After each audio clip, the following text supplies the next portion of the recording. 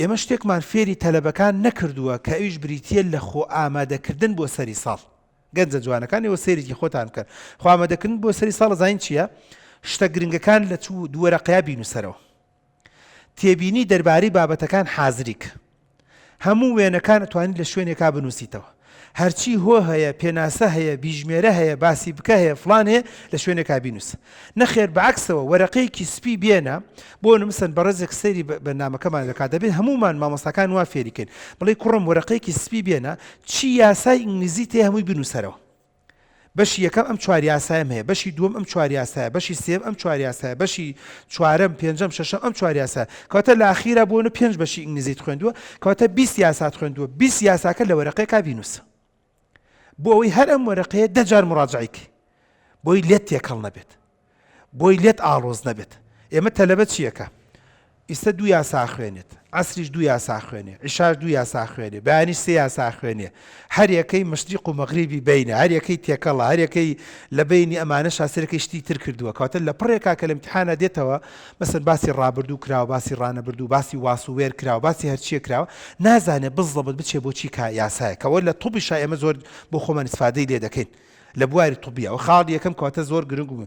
خاڵی دووەم کە هەر لەناو ئەم خاڵی چوارەمەیە کە پێویستم بوو زۆر بۆ جەنابتان باسی ئەویش ئەوەیە کە خۆ حازرکردن بۆ تاقیکردنەوە واتە خۆ تێگەیاندن لە بابەتەکان. ئێوە دیقەت بدەن بۆ لە ئیمتیحانە دەرەجە نان، چکە لە بابەتەکە تێنەگەشتی.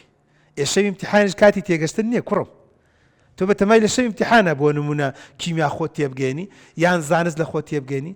شەوی ئیمتیحان دانیشتی بۆ نمونە مەسەن ئینگلیزی قەواعید لە خۆت تێگەری نا، دەبوو تۆ ڕۆژانە بۆ نمونە لە ڕێی مامۆستاوە، لە ڕێی تەلەبەی زیرەکەوە، لە ڕێی تەلەبەی 2 ساڵەوە، لە ڕێی توێژەرەکەوە، لە ڕێی مامۆستاکە خۆیەوە، لە ڕێی خۆتەوە، لە ڕێی ڤیدۆوە، لە ڕێی شتێکی ئۆنلاینەوە، لە ڕێی کتێبێکی خارجیەوە، تۆ ئەو بابەتارت لە خۆت تێبگەیەنە. شەوی ئیمتیحان زۆر بە ئاسانی مراجعەت کردەوە.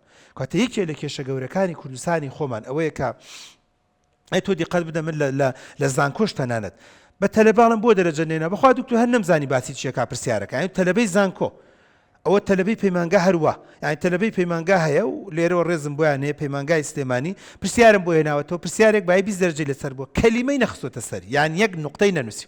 هەر کاکە سڵاو ڕێزێکی بنووسیایە هیچی نەنووسیوە. ئەمە زانی بەڵگەی لەسەر چی؟ بەڵگەی لەسەر هەر نەیزانیوە لە کوایە، هەر نەیزانیوە ئەو پرسیارە لە چی بەشێکە. ئەگەر بەهاتایە لەو لە بابەتەکان تێبگەشتایە هیچ نەبێ بای حەق دەستێکی بۆ منە نووسی، بای 5 دەرەجە 10 دەرەجەیە نووسی، شتێکی ئەنووسی بە معنای خۆی و بە عەقڵی خۆی بۆی نزیکی کاتەوە. کەواتە کاتێک کە تۆ پرسیارێک دێتەوە بای 5 دەرەجە 10 دەرەجە فڕت پێوە نییە، هەر لێی نزیک نەبوویتەوە، ئەسڵەن نازانی لە چی بەشێکایە.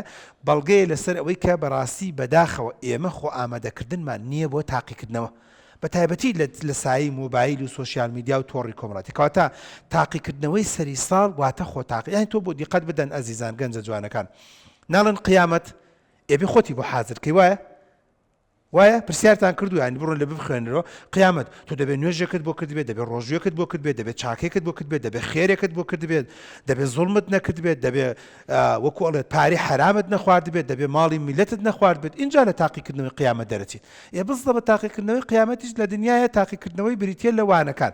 تاقیکردنەوەی وانەکان تۆ 5 بەشت خوێندووە، غێر بە 5 بەشەکەت خوێند بێتەوە، غێرە بێت لی تێگەشت بێتی، ئێبێ بیزانی لە دینە لە قیامەت ئاڵێ چی ئەڵێ نوێژی قبوڵ نییە ئەگەر نەزانی چی ئەڵێ، خێرێک ئەگەر لەبەر خوانت کرد بێ قبول نییە، هاسی کە بزانت چۆن لە قیامەتە. ماناوێت تۆ بێ بزانی بۆم خێرە ئەەکەیت، نابێ بۆ خێرێ بکەی بۆ سێڵفی. ئەو بۆ تاقیکردنەوەی قیامەت بۆ دنیاش بزڵە بە دوایە. نابێت تۆ لەبەری کەی بەس بزانی نەزانی چییە، نابێ هەر ئاوا لەبەری کەی نەزانی چۆن دێتەوە و چۆن جوابی دەیتەوە و چۆن لە ئیمتیحانە کە زۆربەتان ماشەڵڵا هەنێ جار لەبەرێکەن دەڕاخی بەس ئەڵی بەس نەمزانی چۆن دێتەوە لە ئیمتیحانە یان نەمزانی چۆن بۆ مۆزوعەکە بچم. ئەڵی وەڵای ئەو پرسیارە ئەمزانی لە بەشی دوایە بوو بەس کەچی سوبحانڵڵا نەمتوانی بۆی بڕۆم و نەمزانی چۆن یاساکەی بەسەرا تەطبیقم. کەواتە خاڵی چوارەم ئەوەی کە گرنگ و موهیمە خۆ ئامادەکردن بۆ تاقیکردنەوە بریتیە لەوەی کە بە معنای کەلیمە قوتابی بەڕێز و فێرخوازی بەڕێز ڕۆژانە لە بابەتەکان تێگەشت بێت و کورتی کرد بێتەوە و هەندێک جار بە تایبەتی ئێستاکیە بەڕێزان کە من پێم خۆشە دایک و باوکان و مامۆستاکانیش ئەم ئوستوبە فێر بن. لە هەندێک کتێبی لەم تازانەیە خوێندووە تویش ئەوەیە کە قوتابی دەتوانێت لە ڕێی مۆبایلەوە بابەتەکان بۆ خۆی حازرکە. یعنی چۆن؟ مەسەلەن جەنابەت بەشێکی زانستت خوێن کە لەی تێنەگەشتی وەرە بە دەنگێکی جوانە نە مۆبایلەکەی دایک تا بە 10 دقیقە کورتی کەرەوە بڵێ ئەو یاسایە ئەوەیە باسی ئەوە دەکات ئەگەر ئەوەی هێنایەوە ئەوە دەبێ ئاوا حەلیک سەیڤی کە با لەناو مۆبایلەکە بێ لەسەری ساڵە تۆ 10 کورتە ڤیدیۆ تەسجیل کردو وایەنە هەر کورتە ڤیدیۆ 5 دقە 10 دقە ئەتوانی مۆبایلەکەی دایکت بێنی گوێی لێ بگری بۆ بەشی یەکەم زانی چی دووتوە وەختی خۆی بۆ بەشی دووەم بۆ بەشی سێم بە سەعاتێک ئەتوانی هەموو بەشەکان بۆ خۆت مراجعەکەی بزانە چۆنە یان بەعکسەوە جارێ خۆت کۆمەڵێ پرسیارت لەناو مۆبایلەکە تەسجیل کردووە بە دەنگێکی زۆر خۆش بەس نەک لە ڕێی ئەوە جا سەیری سۆشیال میدیا و تۆڕی کۆمەڵایەتی ئێمە دەڵێن قسەکەمان لە چییە کە بەداخەوە لەگەڵ زیادبوونی تەکنەلۆجیا لەگەڵ زۆربوونی تەکنەلۆجیا لەگەڵ بەرەو پێشچوونی تەکنەلۆجیا ئێمە نەمانتوانیوە زانست و زانیاری خۆمان باش و چاکو مەزبوط بکەین خاڵی پێنجەم کە زۆر گرنگ و موهیمە ئەویش ئەوەیە کە خۆ ئامادەکردن بۆ تاقیکردنەوە